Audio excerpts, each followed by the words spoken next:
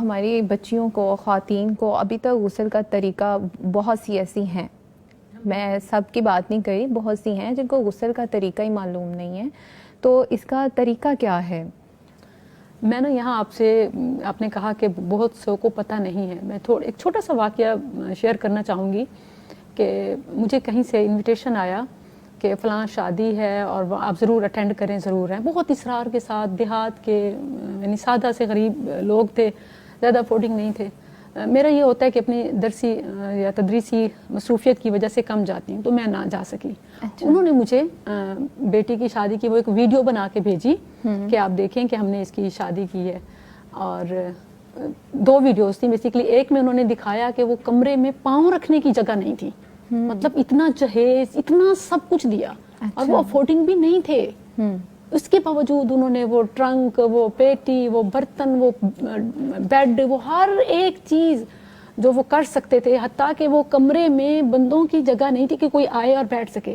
سارا سامان سے جنرل سٹور بنا ہوا ہے، اس طرح کا کمرہ ہے. لیکن اس کے اپوزٹ ادر سائڈ آپ دیکھیں کہ صبح سردی کا موسم تھا، سردی تھی.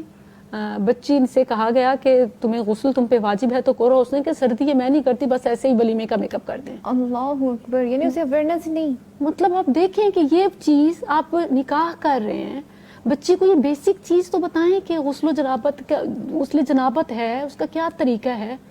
اور ایک اور اہم چیز یاد رکھیں کہ شریعت اتنی آسان ہے، زندہ ہے یا فوت شدہ میت، مرد ہے یا عورت، حیض ہے یا جنابت، سب کا غسل، شرعی غسل جو ہے غسل طہارت ایک ہی ہے.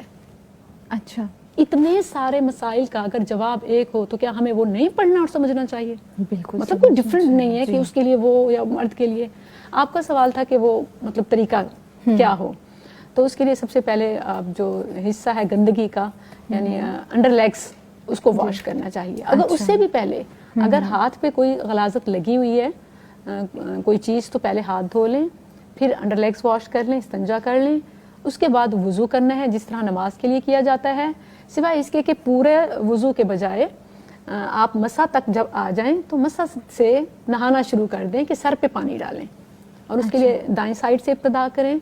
اور اس میں ایک اور نقطہ، ام سلمہ رضی اللہ عنہا نے پوچھا کہ اللہ کے نبی میرے بال بہت گھنے ہیں، بہت بڑے ہیں، تو کیا میرے لیے ہر غسل کے وقت، ایک میں ہے کہ غسل جنابت اور دوسری روایت میں غسل حیض کا بھی آتا ہے، تو دونوں میں کیا یہ میں کھولے بغیر غسل کر لوں تو ہو جائے گا؟ تو یہ جو بڑے بالوں والیاں ہیں ان کا بھی مسئلہ حل ہو گیا کہ اگر خواہ غسل حیض ہو یا غسل جنابت، اگر وہ ضرورت محسوس نہیں کرتی کہ ہم ابھی 2 دن پہلے نہائے تھے اور یا 1 دن پہلے بال صاف ہی ہیں، چٹیا باندھی ہوئی ہے یا کلیئر ہیں، تو وہ اس بات کا خیال رکھیں کہ جلد گیلی ہو جائے، جڑیں گیلی ہو جائیں. 3 بار پانی ڈال کے اچھی طرح مل لیں کہ کوئی اتنی سی جگہ بھی خشک نہ رہے، تو بال کھولے بغیر، نیچے والا حصہ گیلا کیے بغیر بھی غسل ٹھیک ہے.